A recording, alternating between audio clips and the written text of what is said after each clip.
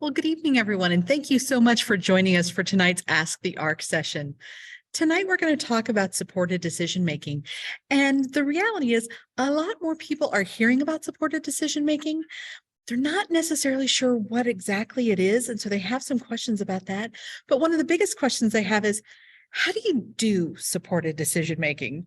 So that's what we're going to talk about tonight in our Ask the ARC session. Now, I want you to be able to ask questions as we go along. So please, by all means, go ahead and ask your questions. I want you to put them in the question and answer section right now. And I do want to remind you that we are recording tonight's presentation. So be a little careful in what you share online, because that's going to be public information. So I want to welcome you and thank you for joining us. My name is Carly Shortino-Poulter. I'm the director of the ARC Advocacy Network here at the ARC of Indiana. And more importantly, I'm a fellow mom.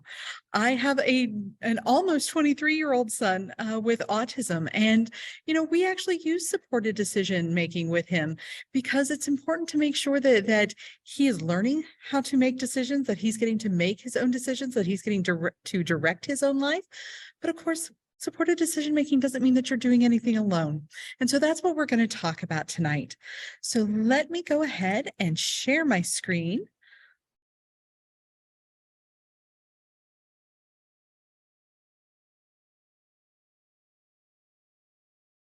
And there we go. So that's what we're going to talk about tonight. How and when do you do supported decision making?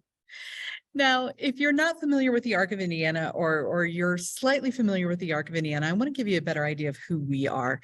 We are an advocacy organization for people with intellectual and developmental disabilities that was established back in 1956 by parents who wanted a better life for their kids, as simple as that sounds.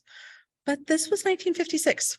This was a time when if you had a child with a disability, you were told to place them in an institution. You were told, don't go visit because that would be confusing and cruel. And then you were told to have another baby as soon as you could so that you wouldn't feel sad. And our parents said, forget that. I'm raising my own kid, and they're going to go to Sunday school, and they're going to play baseball, and they're going to do everything that their brothers and sisters did. And that's how the ARC of Indiana was established back in 1956. And that same idea that kids with disabilities and eventually adults with disabilities can do anything and should be there right alongside their brothers and sisters, right alongside all of their peers, permeates everything we do today. We are the leading advocacy organization for people with intellectual and developmental disabilities and their families. We are committed to progressive legislation and public policy to protect the rights and improve services for people with IDD. We're home to the ARC Master Trust, which is Indiana's largest pooled special needs trust, which is a way that somebody can set money aside for a person with a disability without jeopardizing their Medicaid or their Social Security benefits. We are the founders of the Erskine Green Training Institute in Muncie, a post-secondary residential training program so that people with disabilities can learn the hotel, restaurant, or hospital industry. And we're now starting to venture out and include manufacturing in that as well. And we're also part of the ARC of the United States. So let's start with, what is supported decision making? Well, supported decision making is something you do, and it can also be a legal agreement. So ideally, supported decision making is something that you do on a regular basis. But it can also be a formalized written agreement that identifies support team members. And most importantly, it reaffirms the individual's exclusive right to make decisions. It provides certain levels of access to private information for those support team members as laid out in the agreement, but it retains the individual's civil rights. And in all honesty, especially when it comes to how do you actually do supported decision making, well, it's something that we all use in our own lives all the time. It's going to family, going to friends, going to experts for advice or guidance on making a decision. In all honesty, the fact that you are all here on this webinar learning more about supported decision making in itself is supported decision making. It's supported decision making for you. And with supported decision making, you build a team of supports of the individuals choosing, people that they can go to when they have issues or when problems arise, or frankly, just for day-to-day advice. It's a way to gather information and then learn how to evaluate all their options and review as many options as the individual's desires, but it still ensures that the individual maintains their right to make the final decision. And of course, you can also learn more information at the National Resource Center for Supported Decision-Making, and their website is supporteddecisionmaking.org. But it's important to know that supported decision-making can be used just as a support option.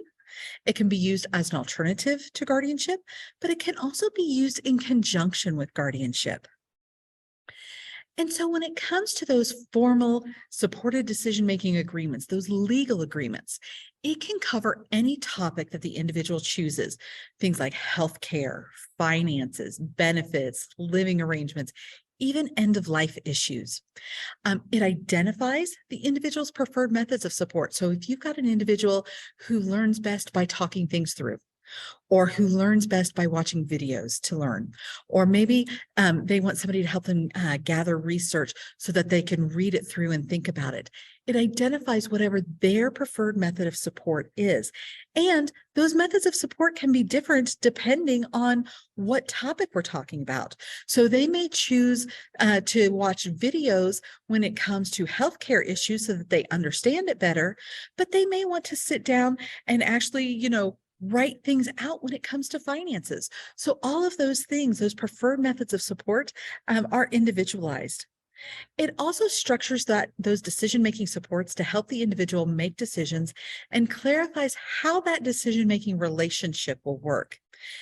But most importantly, it confirms the individual's right and ability to make their own decisions, even when they need accommodations. Because one of the things that we saw prior to Indiana passing supported decision-making is that some places, especially in the medical community, would refuse to allow an individual with a disability to make their own decisions if they needed accommodations. Well, needing accommodations isn't a big deal, and it shouldn't hinder a person's ability to make their own decisions. Now, what's also important to know is that supported decision-making agreements can be revoked, and more importantly, they can be restructured at any time. And I know that may sound a little bit scary. That might raise a few red flags, but it shouldn't, because what that means is this is something that is adjustable. This is something that can grow with the individual. So if they identify certain supporters and their supporters get to the point where they're not able to provide that support, or they're not able to provide that support consistently, maybe they move out of state. Maybe they have healthcare concerns on their own. Maybe they pass away. It allows that flexibility and that ability to restructure those supported decision-making agreements, make it easier to adjust. So why is supported decision-making important? Well, it fosters independence. It also enforces respect for individuals with disabilities. It reinforces that concept of equality for people with disabilities, which is so often overlooked. It also helps ensure a person's self-determination, and it improves their quality of life. But just as important as it is to know what supported decision-making is, it's also important to know what supported decision-making is not. And supported decision-making is not substituted decision-making. The person should be making their own decisions. Somebody else should not be making decisions for them. The individual retains the ability to make their own decisions, and no one else should be making the decisions on their behalf. But supported decision-making is also not coerced decision-making, because that's something that we often see too, where an individual makes a decision and they get, well, I'll use the word coerced still, where they get strongly encouraged or they get pressured to change that decision. Here's the thing. Individuals should be able to make their own decisions, even decisions that the team doesn't agree with, even bad decisions. But the individual's decisions need to be respected and honored. So when do you start teaching supported decision-making? Frankly, as early as possible. And yes, I really do mean start using supported decision-making with your 3 and 4-year-olds. Start by offering choice, and especially when somebody is new to making choices, we may start by limiting those choices, not because we're trying to limit the choices, but because we're trying to make sure that making choices isn't overwhelming. And so we may start by giving a few concrete options and then eventually move to those open-ended choices. Start by teaching those decision-making skills. What do we want to accomplish? What information do we need to know? And who can we talk to for information? We want to make sure things are age appropriate. So no, we're probably not going to let a 4-year-old choose to have cake for breakfast, because we all know that they would choose to have cake for breakfast. But the reality is, as adults, don't we choose to have cake for breakfast? We just call it coffee cake, and somehow it surprisingly makes it not cake. So, we want to make sure that things are age appropriate, and we want to include them in discussions. So to give you an example, with I'm going to use examples with my son because it's a little bit easier. And so, every year we get letters from Medicaid and all of those things. Is it easier for me to just take care of them? It absolutely is. But is that in his best interest? Nope, because eventually he's going to need to understand all these things, and eventually he's going to need to make these decisions so that he can be more independent. So when he gets a letter from Medicaid, when he gets a letter from the Bureau of Developmental Disabilities, when he gets a letter from Social Security, we go through it together. We talk about what it's saying, what it's asking, what type of information they're needing. And one of the big things I always do is I ask him, what do you think? What do you want to do? Because we want to come together and talk about these things and also evaluate our different options and then decide. And ideally, he should be the one deciding these things. I'll tell you, the first time we ever tried to use supported decision making, he was in high school, and he came home with a paper for something called Elite Gaming Live. Do not Google that. Okay. And this paper was talking about people,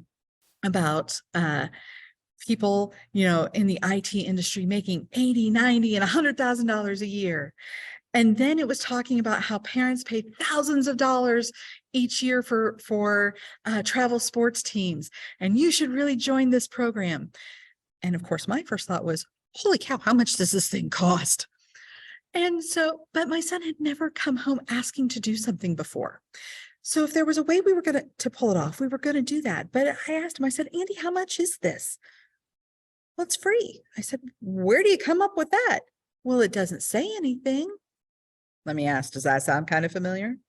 I also asked him, how often does this meet? Because where I live, travel sports can get a little bit crazy.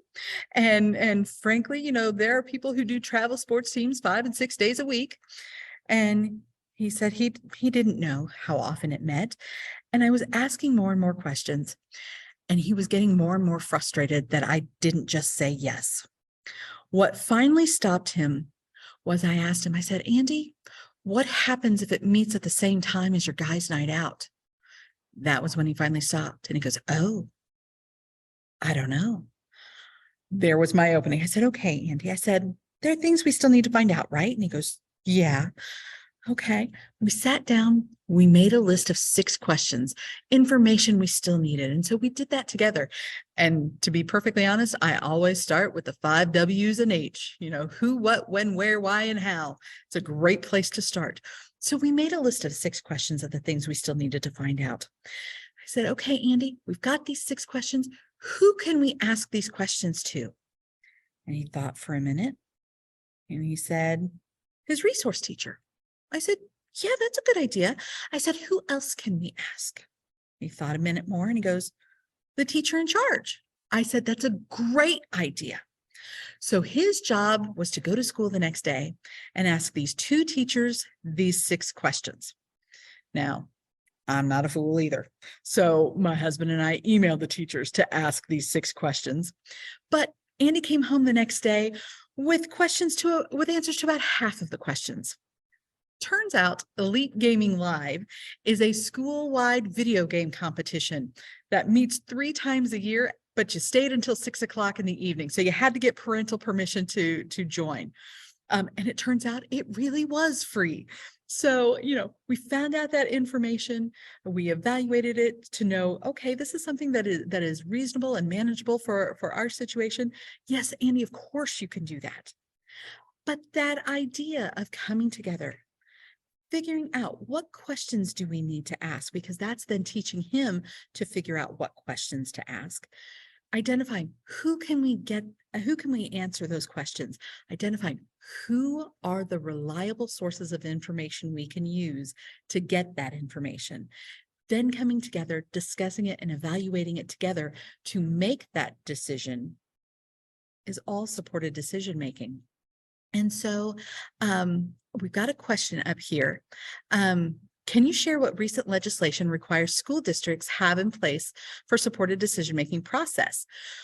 So I'm gonna switch that up just a little bit. There was some legislation that passed this session that states that as part of the transition process in the case conference committee, schools will be required to share information on alternatives to guardianship and not just guardianship during those transition case conferences. So ideally, schools will be talking about the wide array of support of decision-making options that are out there and support options that are out there. Yes, that's going to include guardianship. Yes, that's going to include supported decision-making, but it should also include things like limited guardianship, like power of attorney, like psychiatric advance directives, and some other options that could be in place. So I know that Department of Education is working on some of those things. We're hoping to be able to start talking with schools as well, so that we can train them, because these are things that they don't necessarily know either. And that's not a knock on schools at all. Schools have so many things that they have to know.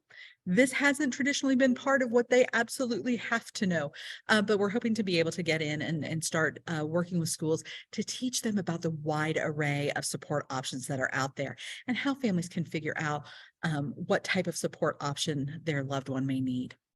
So one of the other really important things when you're trying to teach decision making in general and is to also talk about the consequences of the decision. So for example, if you've got a child who wants to, go to the movies, or you have an individual who wants to go to the movies, okay, if we go to the movies tonight, that means we're spending, this amount of money, which means you're not going to have that amount of money on Saturday when you want to go to the comic book shop. So, you can choose whichever you want to do, but you need to know that if you spend your money here, you're not going to have it for this next event. So part of it is talking about the consequences of those decisions too. And as we're talking about supported decision making, we also want to build a network of support.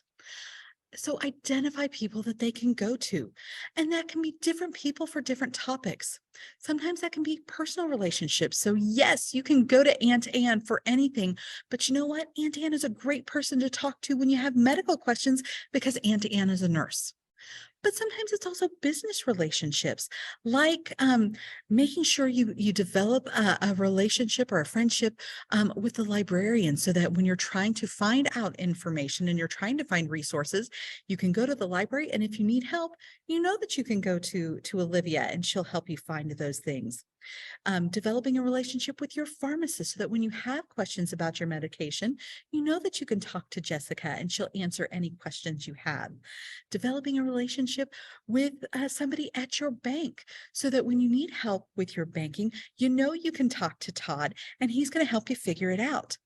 And then it's also contacting those individuals. It's developing that relationship with them, and then asking them if they're willing to be a resource for your loved one, whether that's that personal relationship where it's a lot more involved, or whether that's more of that business relationship of, hey, Jessica, when Andy has questions about his medication, can he come talk to you about that? Can he ask you those questions? And especially in a lot of cases, a lot of people will absolutely say yes. And so part of that too is also having that regular contact. Maybe that's simply a matter of, going to the library every week or every 2 weeks and making sure you always say hi to Olivia. Maybe that's, having, discussions with them every so often, making sure you're talking to your banker. each month when you get your deposit, asking any questions you may have about all of that. Um, but it's also it's about developing that familiarity with everyone so that your loved one is comfortable going to them and asking them questions, but also so that they're comfortable enough with your loved one that they'll answer those questions. And you also want to update those contacts periodically. Part of that is because people move. People change jobs. So you may have a relationship with Todd at the bank so that you can ask him any questions you need to, but Todd might change banks, or Todd might move out of state and move someplace else. And so you have to update those contacts periodically, change those contacts as needed. And so always be looking for new people to add to that network of support, because I don't think there's such a thing as too big of a network of support. And so there are also all sorts of tools to help you out with all of this. This is a tool from Charting the Life Course. You can find this at lifecoursetools.com. And this is actually a decision-making tool to help figure out how much support a person actually needs when they make decisions. And this is one of those things I like this because, first of all, it can help identify what areas your loved one may need more support in and what areas they don't need support in. But also, it helps figure out how much support they may need. And that's something that hopefully will fluctuate over time. None of this is static. So they may need more help, as a teenager. And by the time they are in their 20s or 30s, they may no longer need help with that because they've learned those skills. This happens to be a 2-page tool because it does break things down into those different life domains to help figure those things out. Now, this is one that was developed by the Arc of the United States, actually back in the 1990s. And one of the things I like about this particular tool, and I'll be perfectly honest, it is a very thorough tool. It's over 10 pages long, which can feel really overwhelming. But what I like about this is it really does a good job of breaking things down, and then also breaking down, when it comes to making decisions. I do not make a decision even if I have the chance. I do sometimes make the decision when I have a chance. I most of the time make a decision when I have the chance, and I always make the decision when I have the chance. I like that it breaks it down that way because it also helps you figure out how much support a person needs like that. And so this just kind of gives you some different ideas of what what that is evaluating. Again, just as a tool to help you figure out how much support your loved one may need. This is another tool from the Life Course Framework, and this is specifically a life trajectory for supported decision making. And so here, yes, we have, what is my vision of a good life? And then also, what decisions and choices do I want to make for myself or with the help from my supporters? Because that's just it. None of us ever make decisions fully alone. We always have support when we need them. What past life experiences do I have with making decisions, with understanding issues and options, with communicating my preferences and choices? What has helped me follow through with my choices? And then what are the past barriers that you may have faced when it comes to making decisions? And then what are the things that you still need moving forward to help you make decisions? So this is a really good tool. And all of the tools are available at lifecoursetools.com, and they're completely free. So I want to make sure that you know that those are options out there for you. And then as we keep talking about building that network of support, this is something called an integrated support star. And this is an example of a supported decision-making support star, where we're talking about, examples of what a person's personal strengths and assets are when it comes to making decisions. What relationships do they have that can help them with making decisions? What eligibility-based supports are available? What community resources are available to help them make decisions? And then what technology is available to help them as they are making decisions? So, and that technology one is a piece that I think often gets overlooked because those are things that we all use in our own lives. I don't know about you, but you betcha I've signed up for, alerts about when I get too close to the limit on my credit card, or in case I get too close to the to the end of my bank account or things like that. Those are things that are easily available. Things like not auto bill pay, things like auto prescription refill. Those are all technology pieces that most of us use in our own lives, but can make the big difference between success and failure for a person with a disability. But there are some barriers to supported decision making. And one of the biggest barriers is that desire to protect people.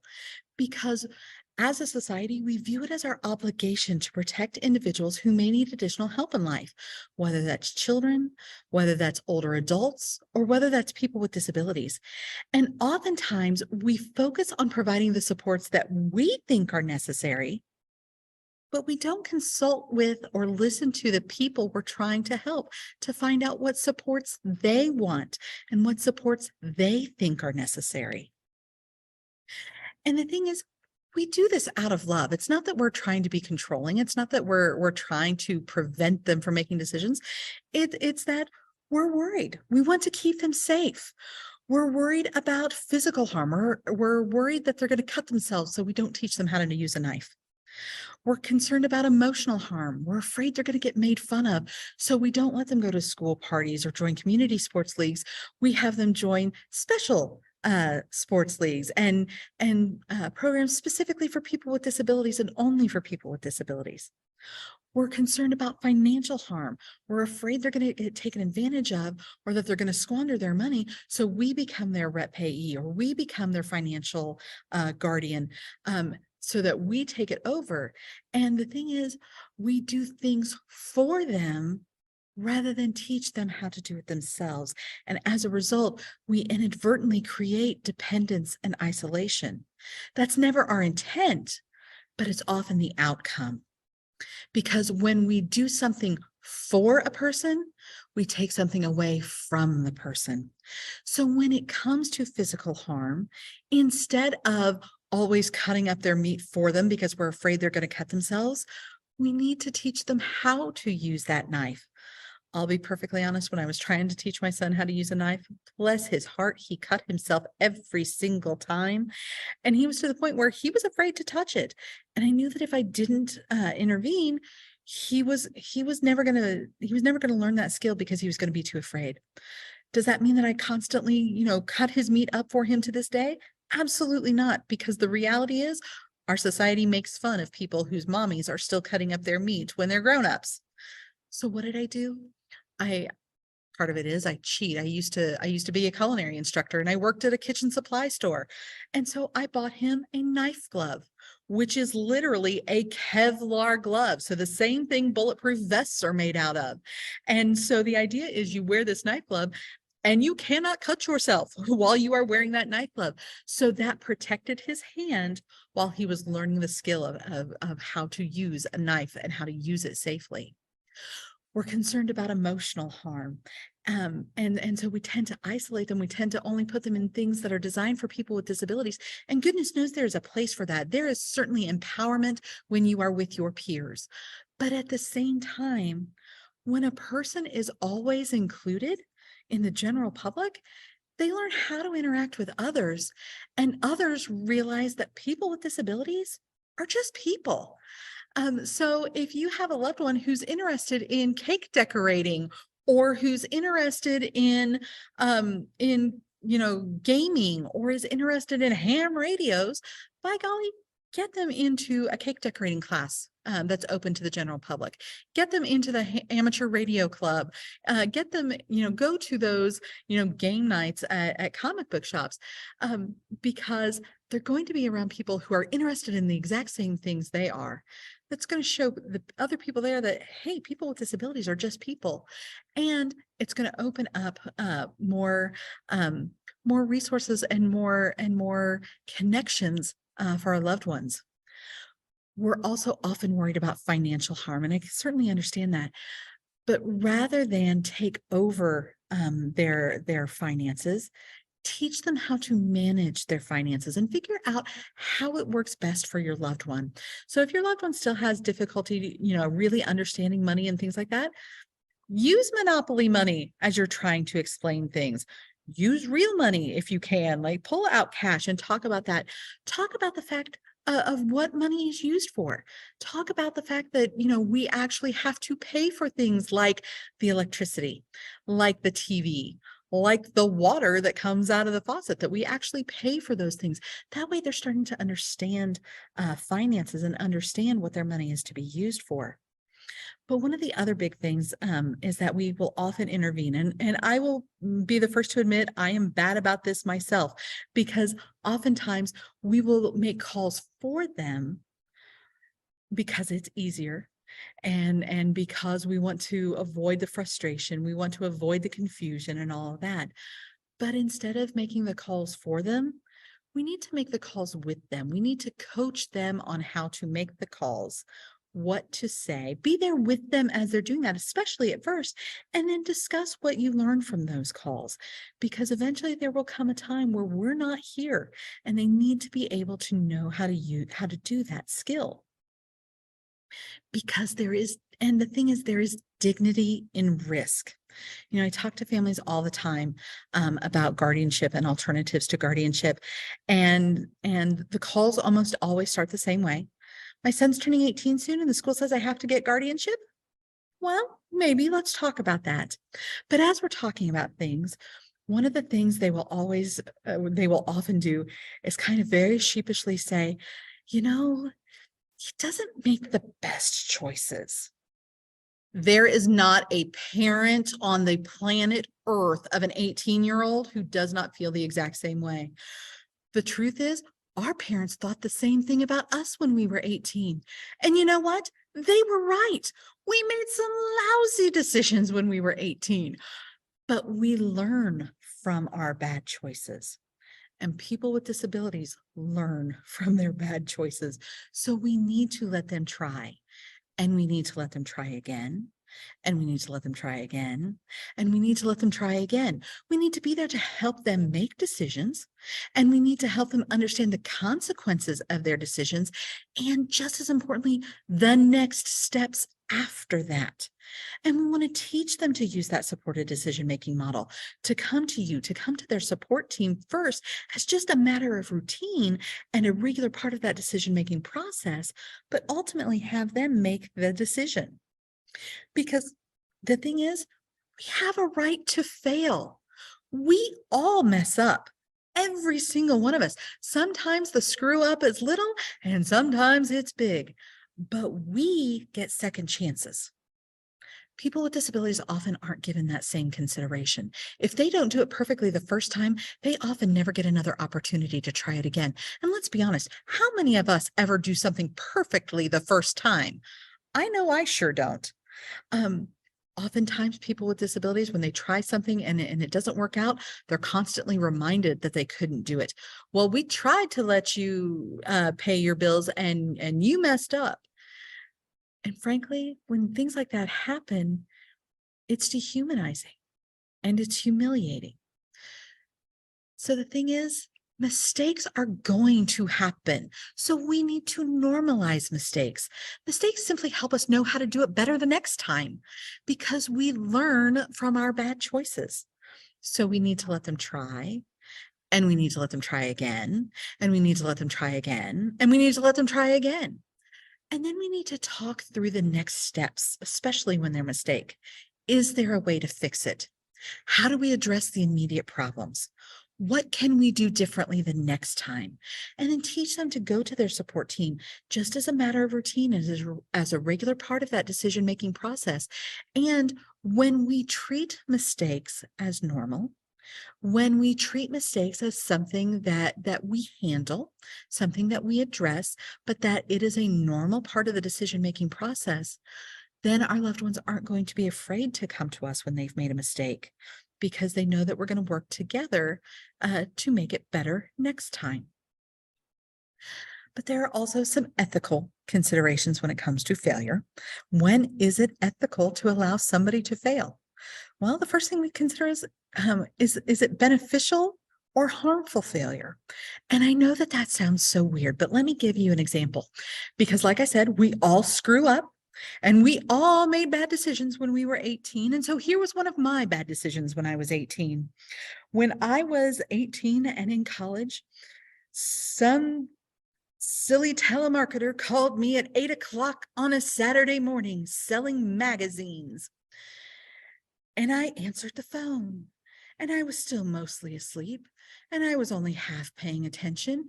And they were talking about these magazines. And one of the magazines that they talked about having was TV Guide. And yes, I realize I am totally dating myself by saying that. And I thought to myself, oh, yeah, I don't know the channels here. TV Guide would be smart. What I wasn't paying attention to, because it was 8 o'clock on a Saturday morning in college, was that they were selling me 5 years worth of 5 different magazines all at the same time. And so I signed up for this because, again, Saturday morning at 8 o'clock, I wound up paying $15 a month for 2.5 years for these 5 years worth of magazines, including Spin magazine. I did not care about Spin magazine. It went straight into recycling. Are you kidding me? And at the time, $15 was a lot of money to me. That was a good amount of my monthly income. Was it beneficial or harmful failure? Well, I certainly learned to never have my credit card handy. And so what I did was I moved my purse with my credit card into my closet so that if somebody else called me at 8 o'clock on a Saturday morning, I would actually have to get out of bed and hopefully wake up a whole lot more and realize, oh my God, I do not need 5 years worth of Spin magazine, you know? So in that case, believe it or not, it was a beneficial failure because I learned from my mistake. Then you look, is it temporary or is it permanent harm? Well, this was going to last 2.5 years, which is still a long time, but it was still temporary. Did I learn from my mistake? You betcha I did. Is that an acceptable failure? Yeah, it really was. Then we look at, is it inconvenient or is it dangerous? Spending a good chunk of my monthly income on magazines I had no interest in, totally inconvenient. Running out of your heart medication, that's dangerous. Those are two radically different things. And so we treat them differently. Inconvenience is something, yeah, we consider letting that failure happen. Dangerous, we don't. Okay. Now, does that mean that we never let anybody, who has run out of medication, not control their own meds anymore? No, because how many of us have actually done that ourselves? So, but do we set up auto prescription refill to make sure it doesn't happen again? You betcha we do, because we can also bridge the gap with all of this and make sure that we can put some supports in place while the individual is learning to achieve success. But the biggest thing to know is you are not alone in any of this. I know that it can feel kind of scary. And if you are a parent and we're having this discussion because your child is becoming an adult, man, that just feels weird. But that's part of independence and that's part of parenthood. And that is the same feeling that every single parent has, regardless of whether or not their child has a disability. So we want to make sure that our loved one is not alone and that we're not alone. Build that network of support. Come together to discuss choices, talk things through together, provide support, normalize mistakes, and especially talk about those next steps. So what I want to say at this point is, by all means, if you have questions, put them in the Q&A. Let's talk about some of this. And if you want to talk about your specific situation, you're welcome to call our family advocates at 317-977-2375 to discuss your specific situation and discuss what options are available for you. You can also sign up for our e-newsletter and our action alerts. You can join us on Facebook, Twitter, and Instagram. And so at this point, I'm going to stop sharing my screen and start looking at some of these questions. So can I share the slide presentation? You betcha I can.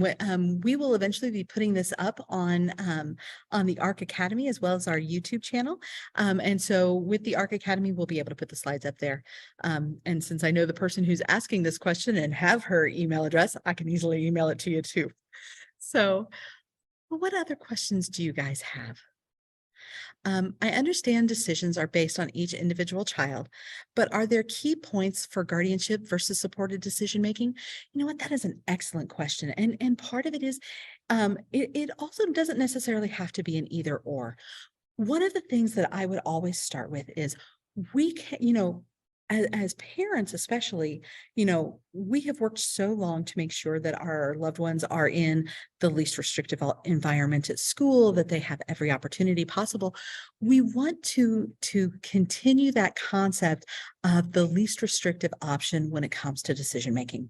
So we can always start with something less restrictive, like supported decision making, like a healthcare representative, like a power of attorney.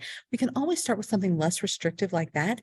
And then if it's not enough, we can always go for something more restrictive, like a limited guardianship or even full guardianship later. So we can start that way.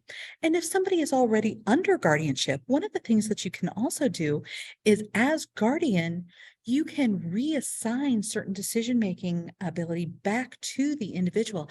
And that's a great way to start working on independence, start working toward building capacity, because as a guardian, one of your obligations is to try to help restore a person's capacity.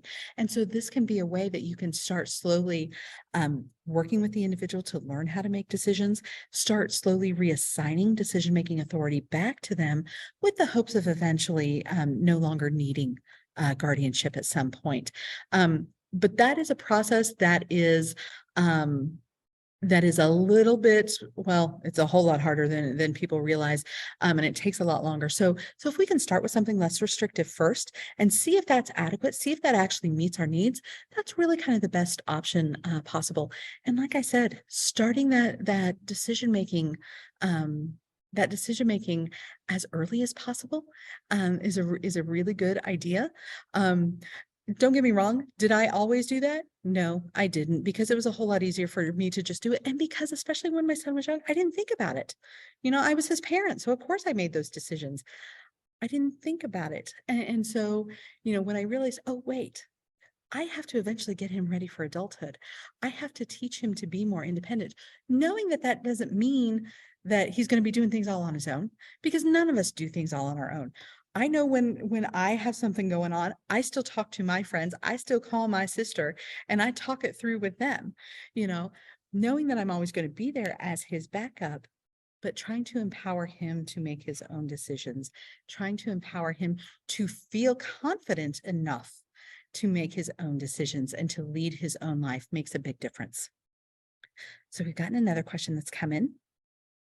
Do you need to use a lawyer to create a supported decision-making document, or are there templates available? There are templates available. Indiana Disability Rights has developed some of those. You can also email me at Carly, that's Karly, at arcind.org. And I can share those with you as well. Those were developed with Indiana Disability Rights and as part of the WINGS project, because Indiana actually became the 7th state in the country to formally recognize supported decision-making as an alternative to guardianship. And so part of that was we had a pilot project that developed what that supported decision-making process would look like, what would those legal forms look like. So those are also things that I can share with you as well. And we should have those up on the ARC Academy as well. So, okay, we've got a couple more questions that have come in. I came to this for professional reasons, as I'm a case manager, but the last part got me specifically thinking about my elderly mother-in-law. I am so glad, because, especially when we're talking about this from an intellectual and developmental disability perspective, that's what we're thinking of. But this is absolutely appropriate for older adults as well. She lives independently, but she has diabetes, and this week she suffered for 5 days without air conditioning when it broke in 90-degree weather. When I tried to move her window AC temporarily to help her survive the weather, she got very upset. Is this more safety issue something possible to mediate through supported decision-making, or would you say it's more appropriate to consider a different route?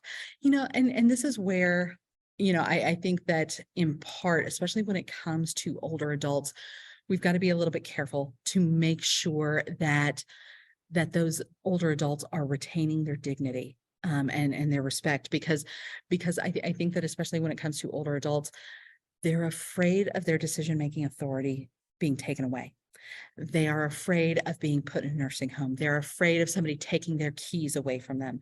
And so one of the things that I see is that, if we can make sure that they still feel respected, if we can make sure that they are maintaining their dignity, and we are talking it through with them and making it their decision, but also, letting them know that, this is an okay thing. You are still in charge of your own life. None of that is changing. We're just going to switch out the air conditioner for right now because your air conditioner's not working. And this is a temporary thing. Is it something you can take care of? Of course it's something you can take care of, but you know what? So can I. And one of the other things that I see, especially with older adults, is that they don't want to be a burden to anybody. They don't want to ask for help because they don't want to impose. They feel like they're being rude. They feel like they're being a burden. But at the same time, a lot of times, these individuals are also people who, if somebody ever asked them for help, they would drop everything and help them. If somebody said they needed something, these individuals would give their shirt off their back to help somebody else. And so part of it is we also need to let them know, Mom, I know that you're perfectly able to do this, and that's okay, but it's okay for me to help too. And you know what? It's okay for you to be the one to need help. And sometimes what you wind up saying to them is, look, you would help anybody who asked you for it because you know that it's the right thing to do. And because it makes you feel good that you can help somebody. Let me have that today. Let me have that feeling of feeling good for helping somebody else. And sometimes that also penetrates. But especially with older adults, it's really more that fear of losing autonomy, that fear of losing the ability to make decisions for their own lives. So it's making sure that we are honoring that we are understanding where they're coming from so that we can make sure that they still maintain and feel that dignity and respect so that they're willing to accept the help. What other questions do we have?